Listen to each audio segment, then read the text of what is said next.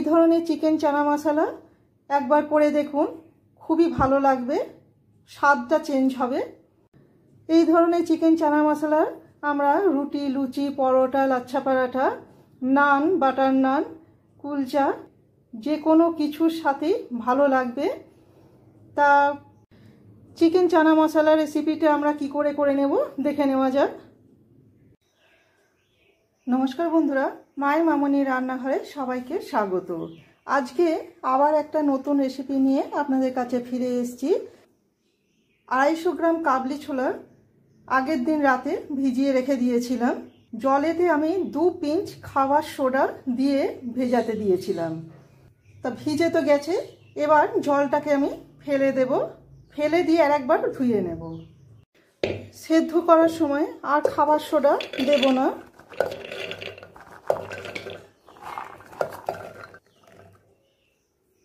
দিয়ে দেব পরিমাণ মতো লবণ, হাফ চামচ হলুদ গুঁড়ো, 1 পিঞ্চ গরম মশলা দেব, দিয়ে জল দিয়ে সেদ্ধ করতে দেব।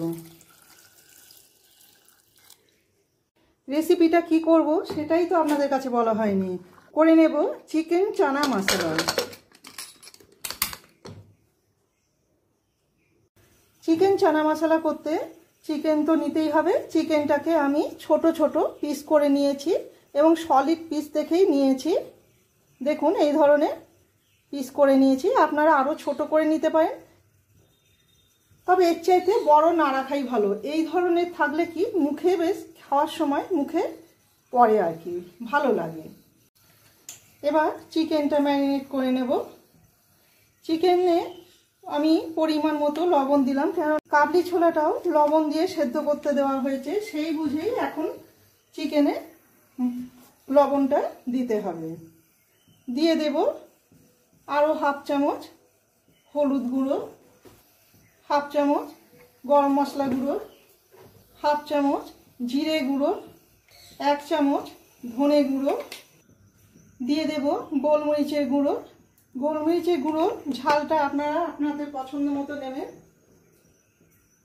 দেব লাল লঙ্কার গুঁড়ো, কাশ্মীরি লাল লঙ্কার গুঁড়ো, সামান্য সর্ষের তেল দেব 1 চামচ, আর একটুখানি দিচ্ছি, প্রায় বাকি উপকরণগুলো দিতে দিতে বলে নেব। কাবলি ছোলাটা সেদ্ধ হয়ে গেছে, দেখে নেব কতদূর সেদ্ধ হলো।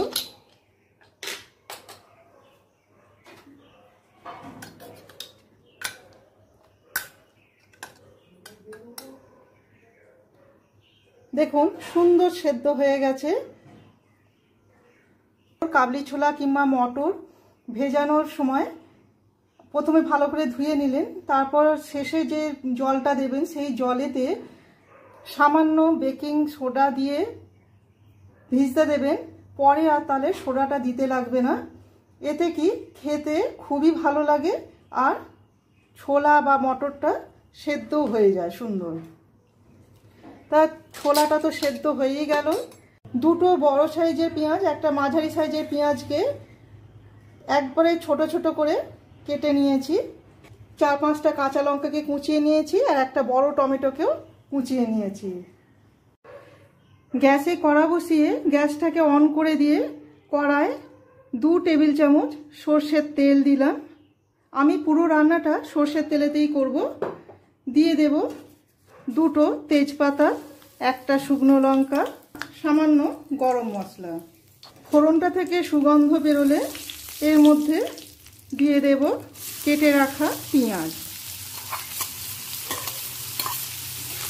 পেঁয়াজটা হালকা লাল হওয়া পর্যন্ত অপেক্ষা করব। হালকা লাল করে ভাজা হয়ে গেছে, এরপর দিয়ে দেব কুচিয়ে নেওয়া কাঁচা লঙ্কা আর টমেটো। টমেটো আর কাঁচা লঙ্কাটাকেও 1 মিনিট পেঁয়াজের সাথে ভেজে নেব। পেঁয়াজের সাথে টমেটো কাঁচা লঙ্কা ভাজা হয়ে গেছে, এরপর দিয়ে দেব ম্যারিনেট করা চিকেন।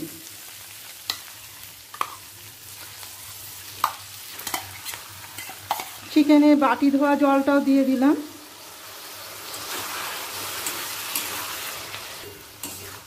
এরপর পেঁয়াজের সাথে ভালো করে চিকেনটা মিশিয়ে নেব এবং গ্যাসের ফ্লেমটাকে মিডিয়াম টু হাইয়ে করে দিলাম আবার। এবার লো ফ্লেমে সুসিদ্ধ হতে দেব। গ্যাসের ফ্লেমটাকে কিন্তু আমি একবারে লোয়ে করে দিয়েছি। 15 মিনিট পর ফিরে এসে দেখে নেব কত দূর হলো। দেখুন সুন্দর তেল ছেড়ে গেছে। আমি সামান্য চিনি দিচ্ছি।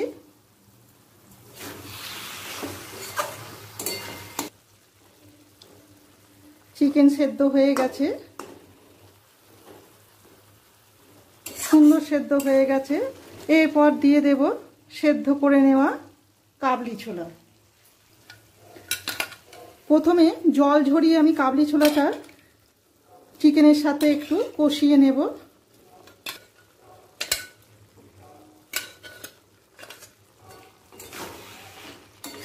গ্যাসের ফ্লেমটাকে মিডিয়াম টু হাইয়ে করে দিলাম। জল ঝরিয়ে নিয়ে কাবলি ছোলাটা চিকেনের সাথে একটু কষিয়ে নিলে কি এর স্বাদটা আরও বাড়িয়ে দেয়। জলটা কিন্তু আমি ফেলে দেব না, ওই জলই পরে দিয়ে দেব। একই সাথে কিছু ছোলাকে আমি কড়ার গায়েতেই ম্যাশ করে নেব, যাতে গ্রেভিটা বেশ সুন্দর ঠিকঠিকে হয় আর কি। দেখুন অল্প করে একটু ম্যাশ করে নেবেন।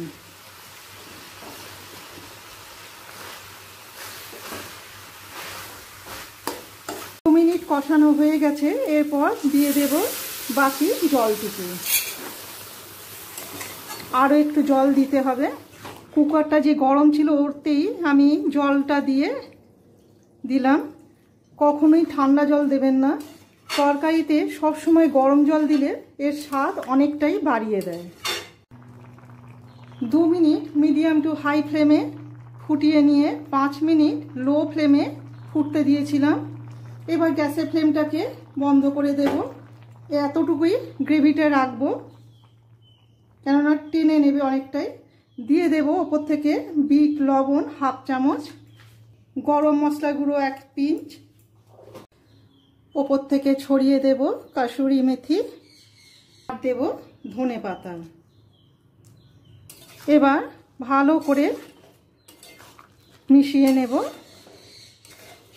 ব্যাস রেডি চিকেন চানা মশলা। এবার অন্য পাত্রে তুলে নেব।